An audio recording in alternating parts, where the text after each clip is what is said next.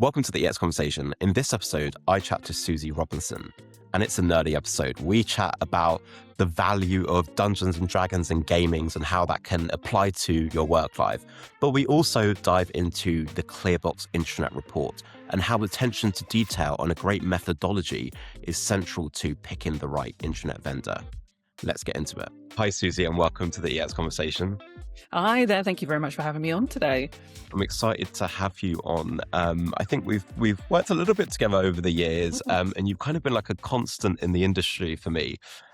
So really excited to have you on. Let's talk a little bit about how you got into intranets. Was it something that you always wanted to do? How did you get into the internet industry? Yeah, so I'd never heard of intranets before. And my very first experience with an intranet was in around 2005, I want to say, something like that. So when I was working for Waterstones booksellers, I was working in the shops, and Waterstones bought another bookselling company called Ottakers.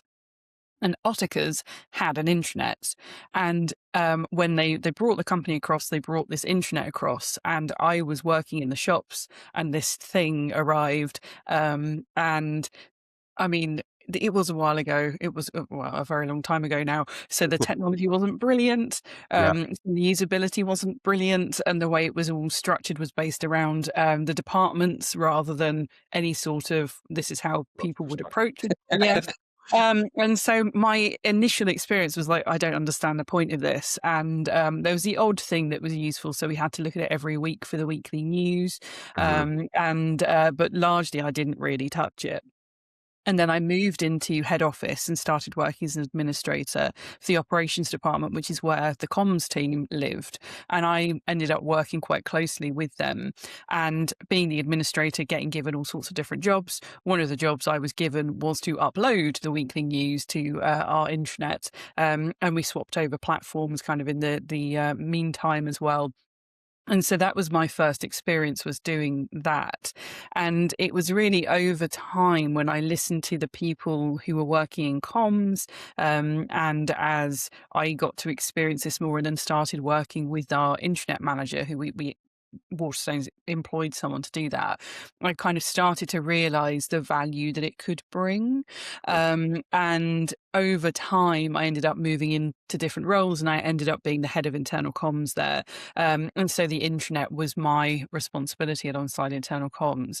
So really, my proper journey with intranets probably started about 2008 when I started working on them. And then it was 2019 that I moved to work for Clearbox Consulting, where I am now. So really focused in on the intranet side of the internal comms channels that we use. But my background very much is internal comms as well, and I have a lot of love for that as a function and as a purpose, and all of the good things that it can happen. Oh, yes. I wanna come back to the Clearbox stuff, but one thing I'm also interested in is you work in like different areas as well. You work in gaming as well. Tell me a little bit about that. Yes, so I write all sorts of things. I'm just a nerd all round, basically. I'm a nerd about intranets, but I also love gaming. So I play D&D, and I play other games as well. And a few years ago, I volunteered to start writing for a very small gaming company. So it's a miniatures company, and I am now responsible for all of their lore and writing all of their narratives. So I write fiction, fantasy fiction, alongside writing very technical, in-depth, professional, grown-up things. I also write this stuff and talk about goblins and giants and stuff, which is a great thing to accompany. And learning about how to write from a fiction perspective has really helped me with writing other things and being clear and thinking about audience and all of that kind of stuff. So it's been a really good experience to have both things going at the same time. Yeah, kind of like symbos. It's weird because I work in kind of like a more creative role.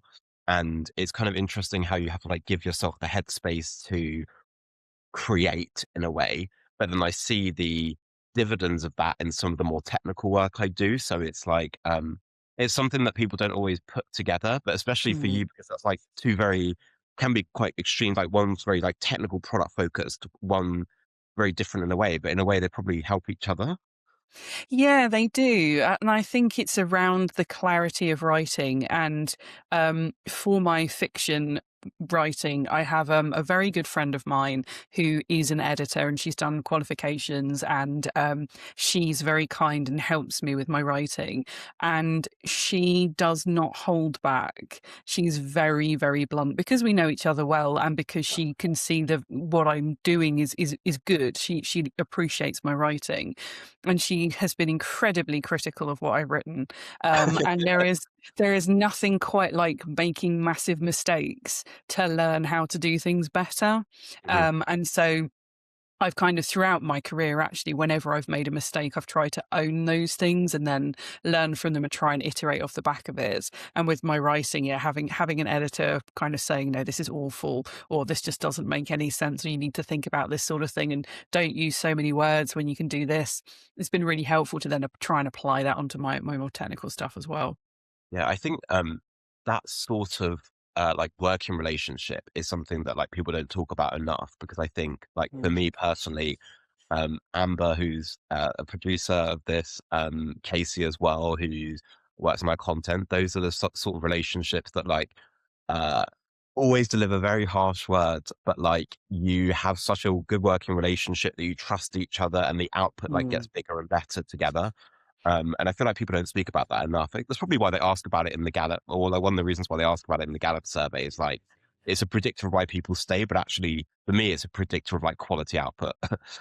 Yeah, no, absolutely. And I think having the relationship there so that you can say those things to people, and be able to take it with the intent that it's given, I think is a really important skill to learn. That people aren't necessarily criticizing you, they are criticizing, or that they are critiquing and trying to make things better. And I think that's something that's really important to learn. And actually, while we're talking about kind of nerdery and kind of things alongside, yeah, nothing nerdery. Playing D&D has made a massive difference to the way that I approach things, actually. And I started playing when I was very junior in my career, when my career was quite in early stages, and it really helped me to have to adapt to strange situations and to see how people thought and react to the way that people think, and doing things that I thought were really strange decisions, and how to adapt to that.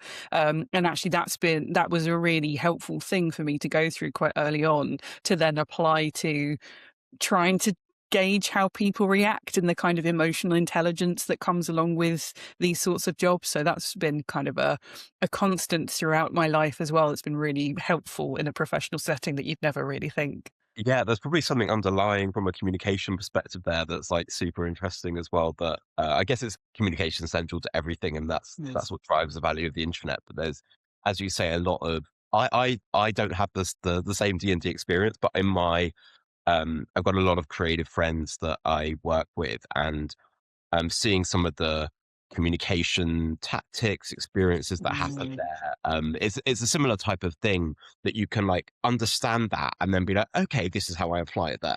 Yeah, yeah, no, absolutely. And storytelling kind of is woven through so many things, so many different hobbies and experiences. And storytelling is at the heart of really good internal comms, and at the heart of really good intranets as well, to really understand personas. Personas is just another way of creating a character and all of that kind of stuff. So there's all sorts of things that people do in their outside lives that maybe don't really realize how much of an impact it can have on daytime grown up things. Sure, yeah, I totally agree. Sometimes people like to keep those things in separate buckets, and I quite like to merge them. Yeah. But yeah, so what was the moment that you kind of really, for you personally, that you really realized the value of internal comms or intranets or employee experience or whatever term you kind of feel you want to talk to? I think it was when I was invited to go along to the provider of our internet back then had a little conference, and we were invited to go along and listening to the stories there of what other organisations were achieving, and Mhm. I think that really helped me to see the potential behind almost essentially what I didn't. I almost didn't really realize to what extent an intranet existed. It was Hmm. like, I know we have this thing that we use at work, but I didn't know that it was necessarily a consistent tool that other organizations used. And so hearing those stories around the potential of using different approaches and how intranets could support, and as I say, this is probably 2009, Hmm. something like that. So it was really early on. So the technology wasn't anywhere near as sophisticated as it is now, but there were still those really kind of golden nuggets of examples.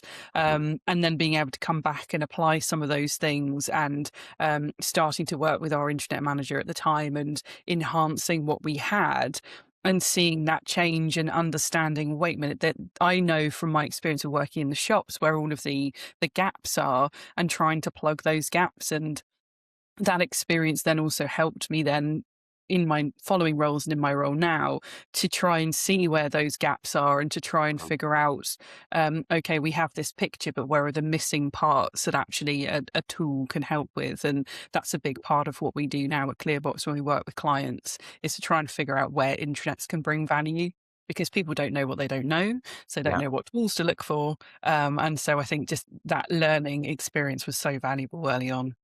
I One thing I love about Clearbox specifically is that attention to detail, because there are lots of I get to interact with a lot of prospects and customers at Unily, and one thing that's very clear is that um, people are making decisions on what is a very extensive piece of technology. They're often not experts in their areas. There's lots of different providers with different backgrounds and details and specifics. And I sometimes look at this process from my perspective and think, I know a lot about the industry.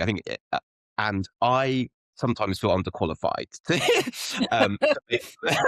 so to make some of these choices and decisions and evaluate. Um, and so it's no doubt a hard job for Clearbox to do. How do you kind of inform that methodology, what to include, what not to include? Tell me a bit about that process. Yeah, so we try to look at our experiences individually. So when we've come from different routes, so everybody who's employed by Clearbox all comes from a practitioner background, and we've all worked for different scales of organisations, and frontline workers versus desk workers versus like pure like real knowledge workers like law firms and the like. Hmm. And so we bring that in, but we also look at the clients that we've been working with, and really listen to what they've been asking for years versus what they're also asking for in the clients we're working with right now. And we kind of blend that together with what we're also seeing in the industry to influence then what it is we think really is best practice right now.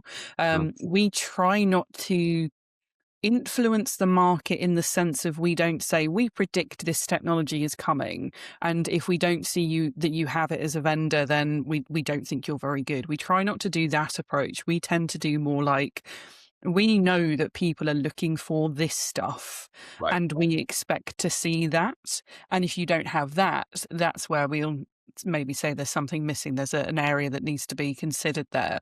Hmm. But then if there's anything over and above what we're expecting, then that's where platforms really stand out. Hmm. So, for example, a few years ago, Journeys is a good example, actually, Yeah. where that still isn't found in a huge number of platforms. And for people listening who don't know, Journeys is like a stepper tool, essentially. So communicators or other admins can set a timeline of activities which releases communications at certain times, and associated activities happen with that. So it could be around training, or it could be, you've said you want to go on parental leave and you've got a countdown of things that need to happen.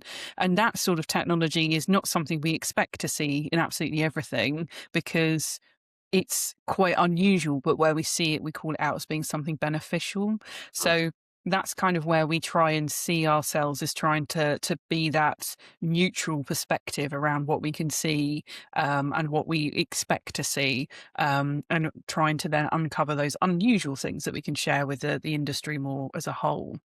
I'm having a bit of a sliding doors moment because I just had Will, the founder of Unily, on, who when I first moved into product, the first directive he set me was to create journeys. And that was like pretty much the first thing I created when in a product function, and now it's been discussed here. So I was like, whoa. Great, yeah, I can read your mind. Yeah. I mean, I think it's so cool. And I think also, nowadays, let's take that historical lens, because nowadays you've got some of the big analysts that take a foray into the area and have different methodologies for different types of purposes. And you were kind of like the OGs, no? Oh yeah, I think Sam Yeah. started this about 10 years ago Yeah. because there were so many SharePoint Intranet in a Box products around, and he just knew that people were lost around listening to the marketing and trying to find the right solution. So yeah, I think we might have been doing it a bit longer, but don't hold me to that if I'm Yeah, wrong. yeah. Sorry. It's like I always articulate it as the kind it's the report for the intranerds that really want to get into the intranerds is that term that Yeah. Show Notes Day once called me, and it's the first time I've ever been called a nerd in my life. And I remember and I was like, wait, no, maybe I am in. I'm okay with that. Yeah.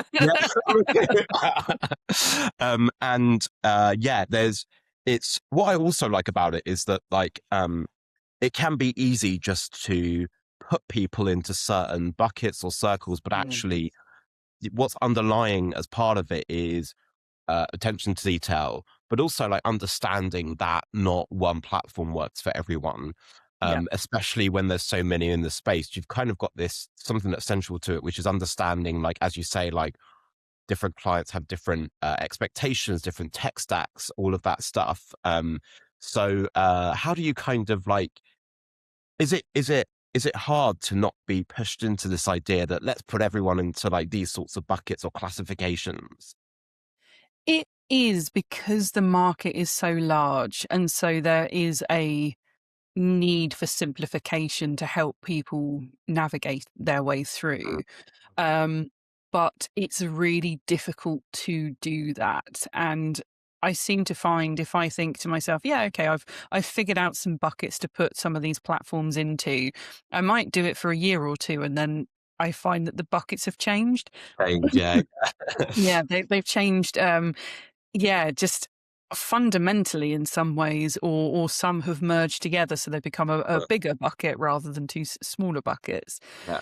And so it's it's good to be able to kind of redefine the market and help people think that through. And what we really try to focus on with the report side of things, the reviews that we write, and also when we work with clients as well to help them find the right solution, is that there is no one best platform.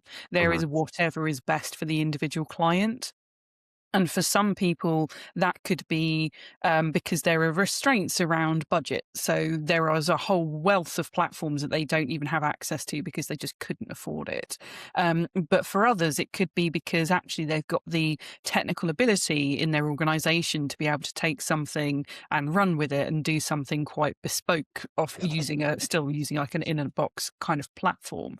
And so we try to continue to go with that as an ethos, and the framework that we assess platforms against is consistent, so we use exactly the same thing across everybody, which means that where there are some platforms at one end of the kind of functionality they want to deliver, so knowledge management, for example, so where there's a very strong kind of knowledge focused tool, they know that they maybe won't perform so well in our communications scenario, or maybe not so well in the community and engagement side of things.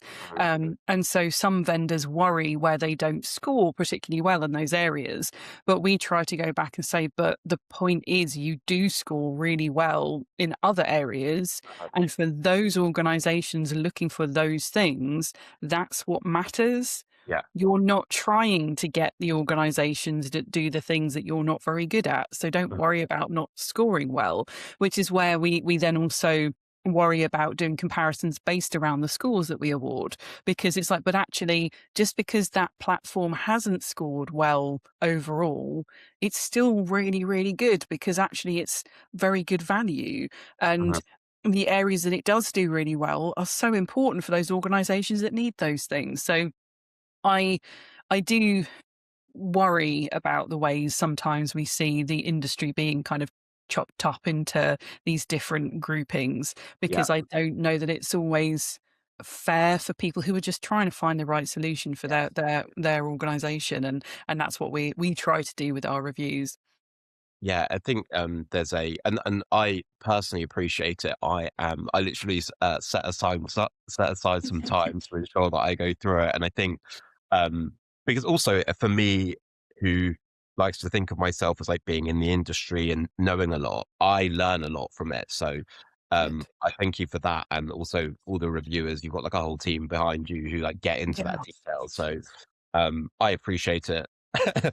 Good. Um, What's something I was actually looking at the time, I was like, oh, I haven't asked any of the questions I actually planned to ask. But what's something that you think is a big opportunity in the industry? Obviously, you get to speak to lots of different clients with different requirements. When it comes to kind of intranets and employee experience, where do you see the big opportunity? I think the opportunities for both vendors and also for people who are managing these platforms is in enabling AI. And I don't mean, because obviously AI is everywhere, and I Yeah. don't mean picking some technology and chucking some AI in and seeing what sticks. For me, there's a huge opportunity around making sure it actually works as well as it can. And a lot of what needs to happen for that to happen is based around humans doing things. And governance is something that is just not a sexy part of intranet management. It is something that's quite intimidating. There is the kind of ongoing maintenance of it and making sure it's actually being applied. And there's just a lot of elements to be thought about, and it is very difficult. And on top of people's day jobs, which is quite often what happens because you don't necessarily have an internet manager as a job description. So it's on top of an internal comms team or an IT team or something similar. It can lead to it being forgotten about. But in order for the variety of AIs that are out there that do a variety of things, you have to have really robust governance in place, really strong content in place already, approaches to how you're going to create that, maintaining repositories, thinking about how stuff is presented for both AI and for real people as well. And I think there's a risk that it's being forgotten in this ooh shiny AI, look at what it can do world that we're in right now. And it is a bit of a bubble, and we don't know whether the bubble's going to burst and where it's all going to stick in the end. But there is some really useful AI functionality out there that I think will stay around. So AI in search, for example, some of the agentic AI as well. So being able to confidently say, we know that our material is all up to date, and so therefore our AI search will work really well. I think for people working in organizations, they need to have those processes in place to make sure that happens. And vendors, I think, have an opportunity to then also explore AI behind the scenes and see if there are ways to make those processes simpler, Mhm. and the system itself making recommendations rather than just relying on people too. Yeah, I think it can be in the kind of AI era that we're in, it can be easy just to ride the quantity train and just like Mm. continue to churn out stuff without taking a step back. And actually think in this era, that's probably the opposite of what you should be doing. You should be focusing on quality and governance. Mm. And um, there's a customer of ours who they they had like an internet manager role and they renamed it like the managing editor and kind Yeah, of like almost like the Anna Wintour of the organization, love making it. sure Yeah. going out and that it's purposeful and that it's for the right people. And so I feel like it's almost kind of harking back to those days when they were like a Mm. magazine, right? Like an Yeah. employee magazine. And so that's the mentality that I think people should be having. And I think hopefully people are getting there, like at Unite, our conference. I'm always surprised by the number of people that turn up for the governance session because as you say, it's not the sexiest part of intranet, Yeah. but it is arguably one of those critical parts. So yeah, Yeah. I think there's a big opportunity there. I think people hope every time, probably for a shortcut. Yeah. And just to really make governance easy and so they can do it and it not feel really intimidating. Mhm. And we have a couple of frameworks that we use. So we do work with clients on helping them with their governance and getting materials set up and deciding who's responsible for what and how they can actively maintain governance standards. And we try to really simplify it down. And I think there's a risk that people think, oh, I need to write a 100-page rules document about how you can use the intranet and everything that's connected to it. And oh, I just don't want to write that, and no one's going to read it. Mhm. Because that's entirely right. No one will read something if it's 100 pages and that's your governance approach. You Mhm. need to figure out how to form everything and then present it and train it and maintain it and check it's still right over Mhm. time and actually make it a natural part of the life cycle and the management of these Yeah, platforms. definitely. And you can not just be distracted by the shiny stuff, but like actually starting with the foundational stuff. Yeah, no, absolutely, absolutely. And doing the simple things first can sometimes be really powerful, and then have the more complicated things flow on from that. Mhm. So one of the conversations we had when planning this was, or that sparked us, me to get you on the podcast was, um, looking at this idea of like the internet as a digital front door, which is not Yeah, something that's new, um, but over the years since I started working, I remember reading articles being like, "Is the internet dead or not?" and all of these things. yeah. Um, why do you think the internet is a survivor in a bloated enterprise tech stack? Yeah. I think it's interesting actually because I was having a conversation with someone via LinkedIn comments the other day about a very similar topic. And I think it's because if you have been in the industry as long as I have, and as I've mentioned already, the first internet I saw was old fashioned and the very old tech. The approach was outdated now, kind of with the benefit of time, and the that vision is what some people may still have in their mind when they think intranet. But I think the reality is that technology has evolved. And so the meaning behind intranet as a word has shifted.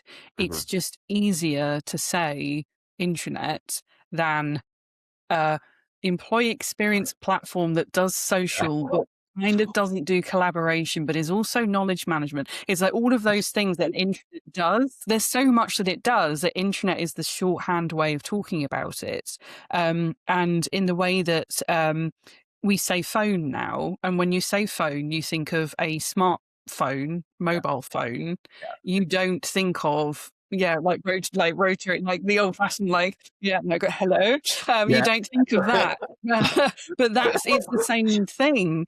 And so that kind of concept of the way that we consider these things expanding versus the term remaining the same, I think is the case for intranets. And I think with intranets, they are agnostic when it comes to what they do in the digital workplace. They aren't where you submit IT tickets. They aren't where you go and manage payroll. They aren't those things which other platforms are that argue that they could be an intranet instead. Intranets really are just there and have always been there to facilitate people doing their day jobs better.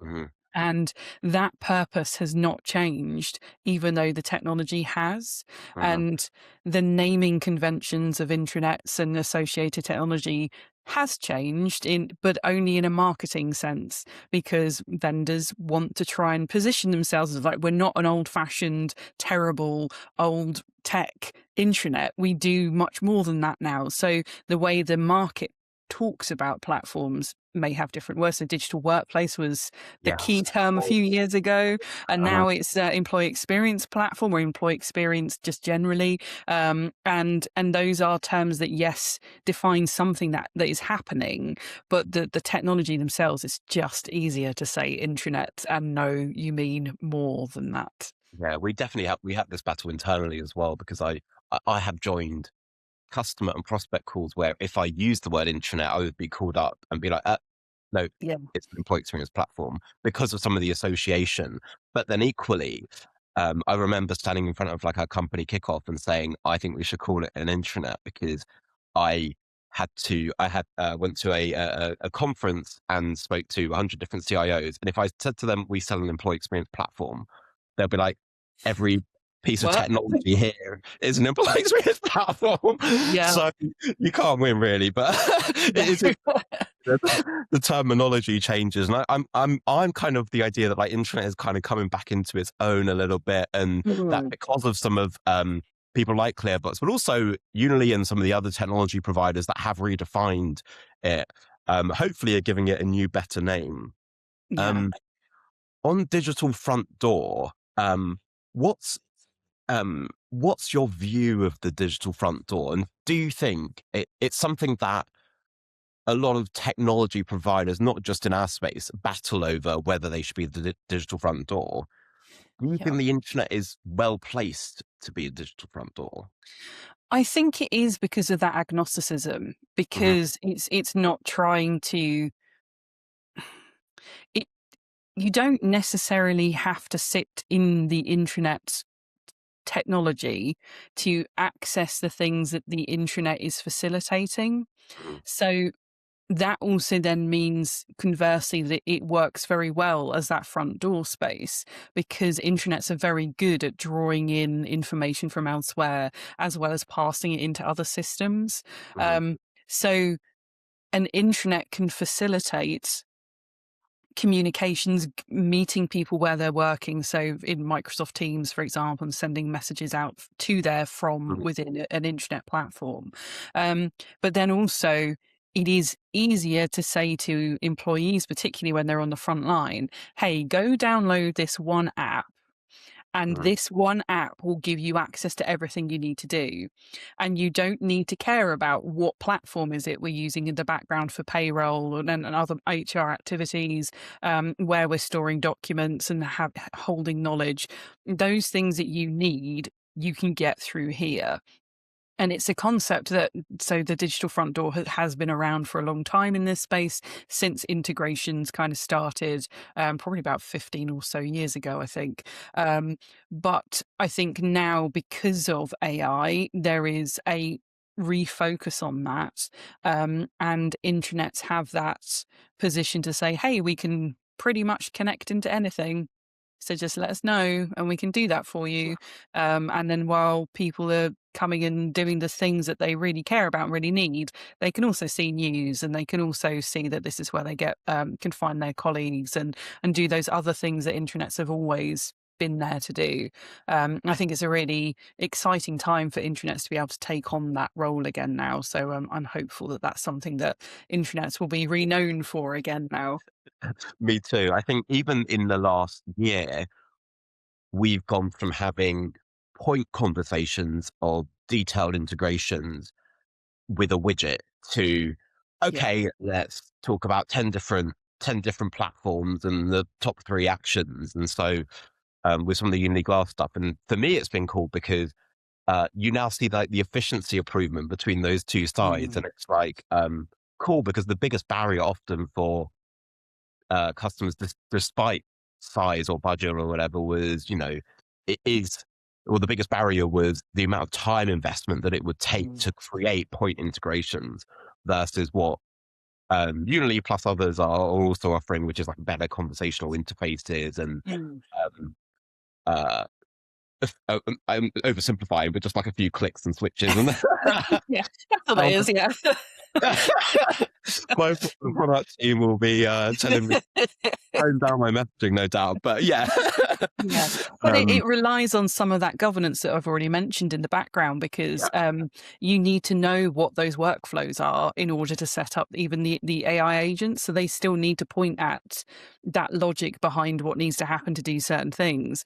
yeah, So, but it's more of a, if you can understand the concept and then feed it in, it's easier than trying to set up some of those widget integrations, which are still valid.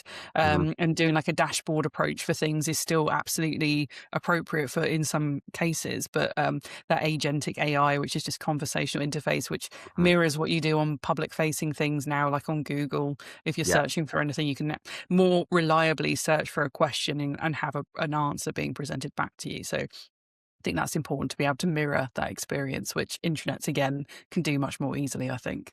For sure. We're kind of coming to our third and final section of this podcast, although I've lost track of all the sections at this point. But kind of like more like quick fire. I think we've already got into this territory. But I've got like a couple of quick fire questions for you. Mhm. So one is, are you an arrive early or arrive late person? Early person. Yeah. Okay. Do you know what? I would have guessed that for you. um, intranet or EXP, employee experience platform for anyone listening. Oh, intranet. Yeah. Yep. Uh, who do you think should own the internet in today's world? Ooh, whoever loves it. Yeah.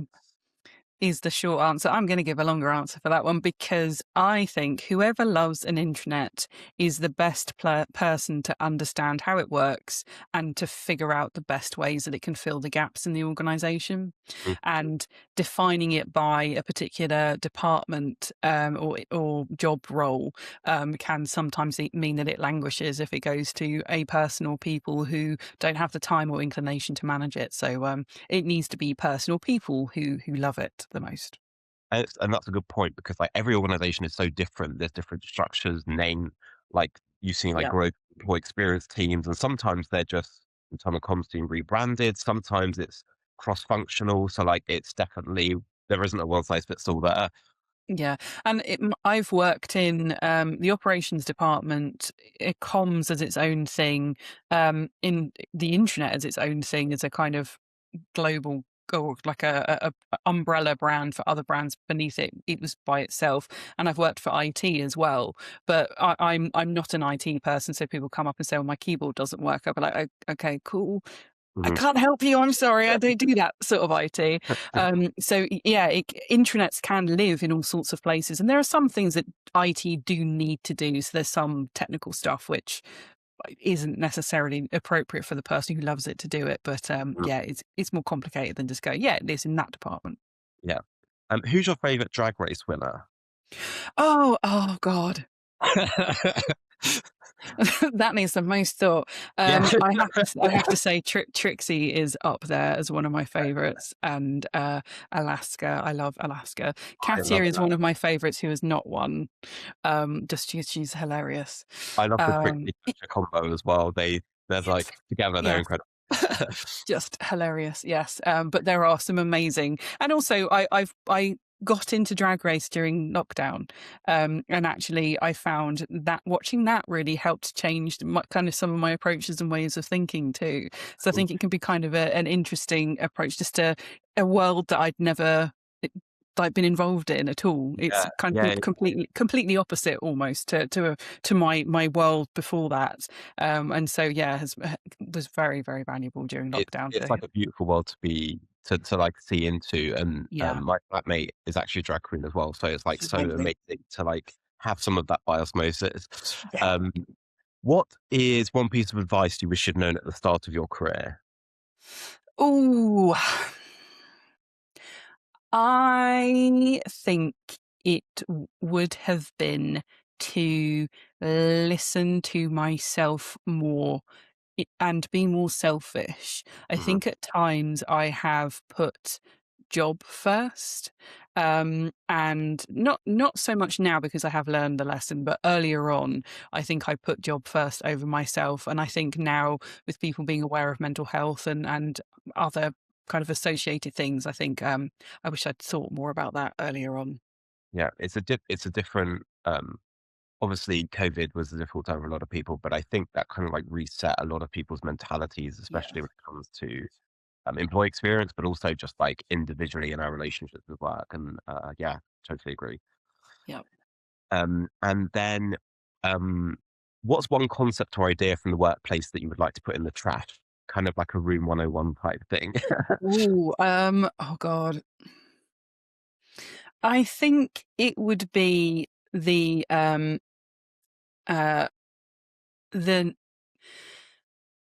let's have a think. What would I So put in it the can be trash? a physical thing, it could be a concept, it could be a person. I think it would have to be the problem that is people organizations not listening to internal comms. Hmm. So the fact that it's still a problem that people who look after comms don't have that access to senior leaders, or senior leaders just come back to money and they just don't quite get it sometimes, and it still comes up. It's been coming up for years and years and years, and it's so frustrating that it's still a problem when there's so much value that comes from it. And I'd love for senior leaders to kind of be educated or educate themselves more to understand it further. Excellent. Um, I've got one final question. Um, Mm. there any particular quote that means a lot to you, or has had a big impact on your life? Ooh,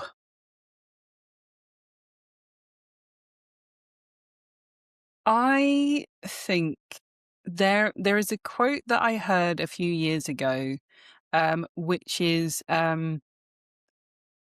so I like the phrase, "It is what it is," um, because I think it can be very helpful in some situations to be Yeah. like, "It is what it is. Hmm. I need that's what's going on in the world right now. It is Hmm. what it is. I Hmm. cannot change that." Hmm. But I heard, I can't remember the quote exactly, but the sentiment behind it has stayed with me, and that is that saying that implies that there's no way to change things, Yeah. and there always is. So there is still hope, even though you can't necessarily directly affect something right now. It's You should be able to turn your back on it is what it is, and that there should be a way to kind of invoke change, and to get that hope from that situation that something can evolve and be better. And that's kind of sat with me. I've heard that a few years ago, and it still sits with me as a bit of advice. Mhm. And actually, someone gave that advice to me literally 3 weeks ago, Yeah. and so it is something that has stuck with me as well. So Mm, uh, yeah, coincidence, but yeah, that's very cool. yeah. And a final question is, what would your question be for our next guest? It could be anything. It could be internet related, comms related, nothing to do with work at all. Yeah, let's go. Seeing as we talked a lot at the beginning about my nerdy origins, let's ask them, what hobby do you do outside of work that is nothing to do with internet's internal comms, whatever it might be? What is it you do outside of work that's actually had an impact on the way that you work or the way you approach things? I love that. Perfect question. Thank you so much, Susie. This has been a pleasure. So much so that we've gone over time and I did it. But it's been great. So thank you so Thank much, you. Susie. I really appreciate it. No problem. Thank you again for having me on. I've really enjoyed it. If you enjoyed the episode, then remember to click to subscribe because there's much more where that came from. And let us know in the comments which bits you enjoyed and found super insightful. Also, if you would like to be part of the EX conversation and feature on the podcast, then please get in touch.